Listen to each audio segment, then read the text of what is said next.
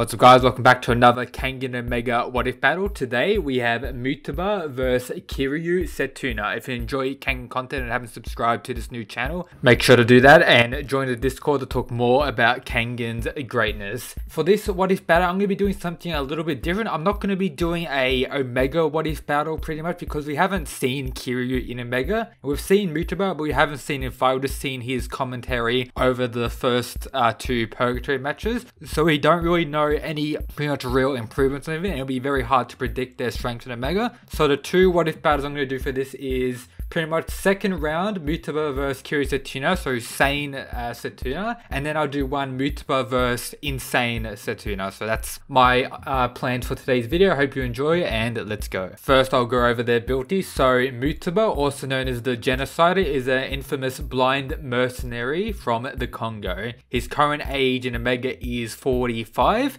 His Kangen wins is 2, which he got during the Annihilation tournament, and Kangen losses is 1, where he pretty much forfeited in the third round against Wakatsuki. He's known as a world-renowned mercenary who served and pretty much helped conquer or end many African conflicts around the world.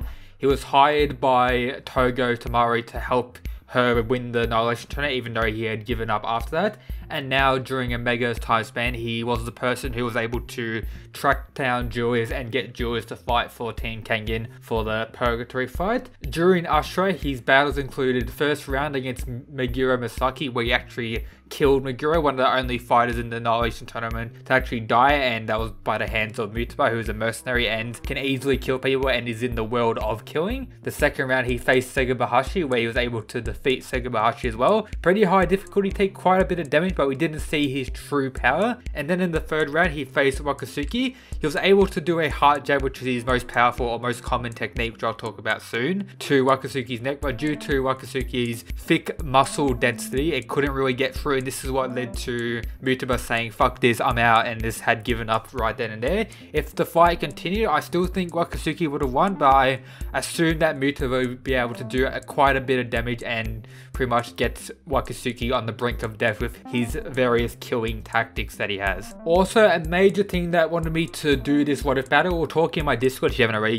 joined the Discord, about, possible battles, and someone mentioned Kiryu, his blink, and then this is where someone else mentioned that Mutaba is blind, where I came to the conclusion that Mutaba blind, which means he pretty much counters Kiryu's blink, because Kiryu's blink relies on the person blinking with their eyesight. Since Mutaba doesn't need to rely on his eyesight, he counters that as a whole, and this is what led me to want to do this What If battle. So if you want to, recommend me some What If battles, make sure you join the Discord. That's the first place I get most of my ideas from. So for his power and abilities, he's an extremely lethal person who is the master of silent killing. Silent killing won't really play that much of a huge role in a Kangen match because, they're standing in front of each other, not really that silent in my opinion. He's will do any means to get the win, such as eye gouging. He fucking killed Meguro in the fight by stabbing him through the eye, hitting the brain. Like, he'll do anything. He's well versed in ancient Chinese art, such as human acupuncture points, able to use various other skills as well, but his most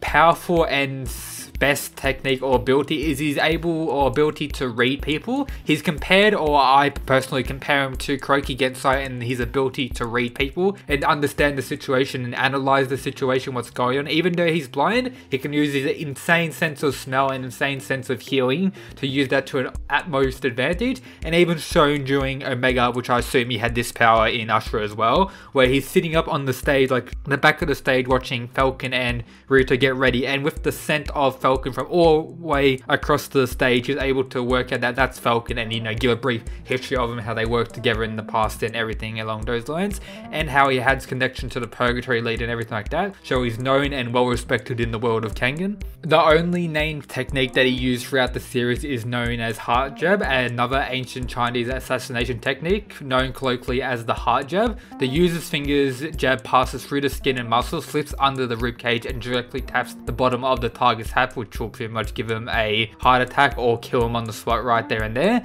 And he's able to use this in many different parts of the body. It's not as lethal or as powerful as Kuroki Gensai's Devil Lance, but it's probably the next best thing when it comes to a straight hand jabbing motion attack. And apart from all this, he has pretty decent speed and power as well. Not the top of the speed and power class, but his main top ability is his deducing ability of opponent's strength, weaknesses, and all of that. Now on to Kiryu Setsuna, also known as the Beautiful Beast. 2 Kengan wins, one prior to the Annihilation Tournament and one during the first round of the Annihilation Tournament against Nikaido Ren, and one Kengan lost in the second round by the hands of Kuroki Gensai, the Almighty Beard. His past was closely related to Oma being part of the inside, being trained by the person calling himself the real Nico, and then later on someone else by the name as Ataria Genzen, who he later killed and got his power and everything relating to that, who was the reason for Kuroki Gensai punished him, as that person was an old friend of Kuroki Gensai. He has the ability to use many techniques. He has insane amount of speed and endurance, being one of the fastest characters in this series in my opinion. For his power and abilities, Kiryu is remarkably powerful and a dangerous person as well. He can effortlessly defeat a top Kengan fighter that was undefeated prior to the Kengan matches with 0 difficulty. He can also easily defeat bodyguards with no pretty much worry to him at all. He's able to pressure people like Tokita Oma and Kuroki Gensai. As we know, after he was defeated in the second round by Beard, later on after Oma had regained his memories and everything about the Nico style, he was able to remember. He challenged Oma again, thinking that Yamashita was the Nico that trained Oma, calling him the devil, going absolutely insane. Tried challenging Oma, got pretty much bodied, but that's the pretty much insane version of Kiryu, which I'll talk about later in the second What If battle. So he's a master of the Koei style, where he defeated his master after learning everything there and pretty much expanding, making many of the techniques better. So he has the techniques known as Blink, which is his speed based technique, which I talked about earlier, that Mutara probably counters due to his blindness. His most powerful and most dangerous technique in my opinion, which is the Rakashasha Palm, where he's able to improve that, being able to twist his wrist 360 degrees while using it, which is being one of the most powerful and damaging techniques in the whole series, with many characters not being able to take more than 3 of these directly before they're pretty much fully knocked out. He's also able to use the true Rakashasha Palm, which is a expanded and more powerful version of that, and Rakashasha Soul as well. And he's also well versed in using the Nico style as well, not to the level of the Nikos or Oma, but he's able to use a base level of the 4 katas and able to mix some of the katas with his Koei style as well. And then he has the secondary secret technique of the Nico style, also known as Fallen Demon, which activates when he's on the brink of death or takes a large amount of damage, which pretty much allows him to tank a very powerful attack which would otherwise kill many other opponents. And with this, it makes him go even more insane than he previously was, but it increases his speed, power, and endurance and everything along those lines. But it pretty much decreases his, brain power and ability to predict and see what his opponents are doing as he's going completely insane. And the main technique that he uses when mixing the Rakashasha Palm and swimming swallow together, so Koei and Nico style together, is known as Mingling of the Tiger and Frog, which is another very powerful technique. Now on to the What If battle. So the first What If battle is Sane Kiryu versus Mutaba. So second round, they're both pretty much full health, all Gucci, just ready to go at each other. So how this fight will go. So Kiryu, as always for most of these fights, starts out with the blink. He'll shortly realize that the blink's ineffective against Mutaba. Mutaba will be able to sense the blink coming and use his echo hearing, everything, his sense of touch and smell to pretty much dodge the blink. Won't need to worry about that, but I still think base level, Kiryu has a little bit of a speed advantage over Mutaba without the blink, just base level speed. So Mutaba will most likely be on the defensive for most of the fight. Mutaba, he's not the tankiest fighter, but I probably consider these two about equal in tankiness. Maybe Mutaba is more tanky due to having more muscle and being bigger in stature than Kiryu as well. So you could say Mutaba would be more tanky than Kiryu. So if it was a straight on fist fight, it would be on Mutaba's side. But as we know, Kiryu has insane techniques, a master of the Curse style, and pretty good at using the Nico style. 2 of the most hacks martial art abilities in the whole series in my opinion. So as a whole, for the first half of the fight, Mutaba will be on the defensive. He'll be blocking, parrying, dealing all the pretty much defensive blows back to Kiryu as Kiryu is going for a large variety of attack.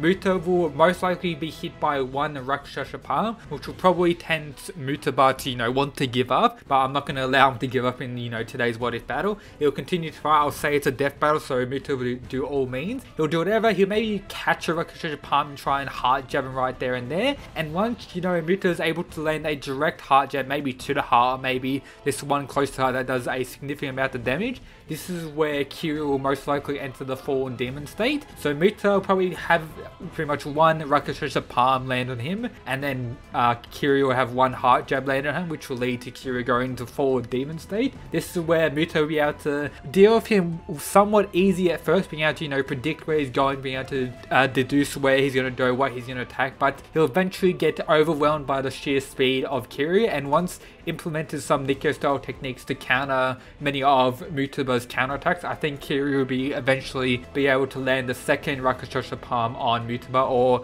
a combination of Rakashasha Palm and other techniques, which will most likely take Mutaba to the ground and give Kiryu the win there and then. That's my opinion. I don't think Mutaba will be able to survive 3 Rakashasha Palms, so once 2 have landed, I think he'll be on the ground and pretty much on the brink of death, and that will be it pretty much. Especially considering that I think Kiryu will be in Fallen Demon state and will use a more evolved Rakashasha Palm, such as maybe the mingling of the Tiger and Fox technique, which is far superior than the basic Rakashasha Palm that he used on Nikaido Ren in the first round. So with that, I think Kiryu will take the difficulty or take the win.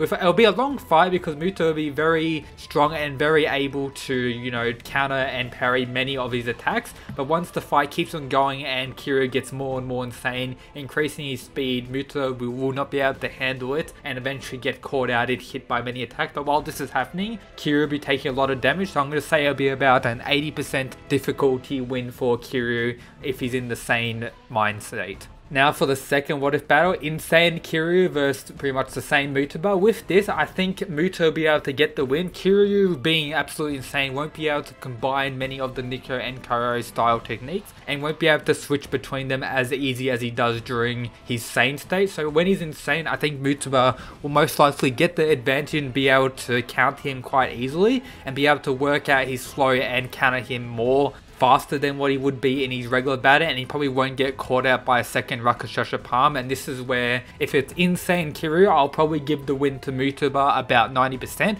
It'll still be a very, very hard fight. Like, both fights will be extreme difficulty, but I still think Mutaba, if he's facing a fully insane, crazy Kiryu, Mutaba is smart enough and has enough foresight and ability to deduce opponents' abilities and techniques that he'll be able to get the win if he's insane and not using his abilities to his full capacity. So that's my opinion on the what if battle of Kiryu versus Mutaba. Let me know down in the comments your thoughts of this battle. What do you think for sane Kiryu versus Mutaba? Who do you think wins? Do you think Kiryu wins, Mutaba wins? And then the second battle of insane Kiryu versus still the same Mutaba. And also give me your thoughts on a possible Omega battle as well, because that could very happen. Maybe Kiryu has improved a lot over the last 2 years, as he's got rid of his insane ability. He's able to combine more of the Nikto and Kyo style together. He could be even a top 5 fighter in the whole series and be able to rival a Koen Omega Oma with how insane the Kyo and Nikko style are. Like, Nikko style as a whole, just by itself, the one Oma uses, is one of the most hacked abilities in the series,